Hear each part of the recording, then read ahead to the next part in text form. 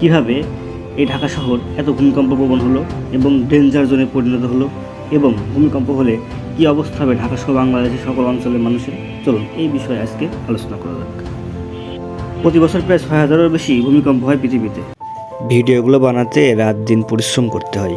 ভিডিওগুলো যদি আপনাদের ভালো লাগে চ্যানেলটি সাবস্ক্রাইব করে আমাদের সাথে থাকবেন। এই ভূমিকম্পের ফলে নিমিষেই ধ্বংস হয়ে যেতে পারে শহরের পর শহর। এইসব ছোটো ছোটো ভূমিকম্পগুলো বড় ভূমিকম্পের ইঙ্গিত দেয় এবং ধারণা করা হচ্ছে বাংলাদেশে 8 মাত্রার ভূমিকম্প হতে পারে। কিন্তু এখনই যদি বাংলাদেশে 6.9 মাত্রার ভূমিকম্প হয় তাহলে ধসে পড়বে 8,64,000 বিল্ডিং, যা ঢাকা শহরের মোট বিল্ডিংয়ের 40%।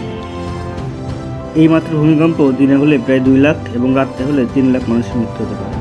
এছাড়াও বাংলাদেশের ভূখণ্ড এবং সীমান্তবর্তী এলাকায় প্রায় 5টি ফল্ট লাইন আছে বলে ধারণা করছেন বিজ্ঞানীরা। এই বিষয়ে বিস্তারিত জানতে সম্পূর্ণ ভিডিওটি দেখে আসুন।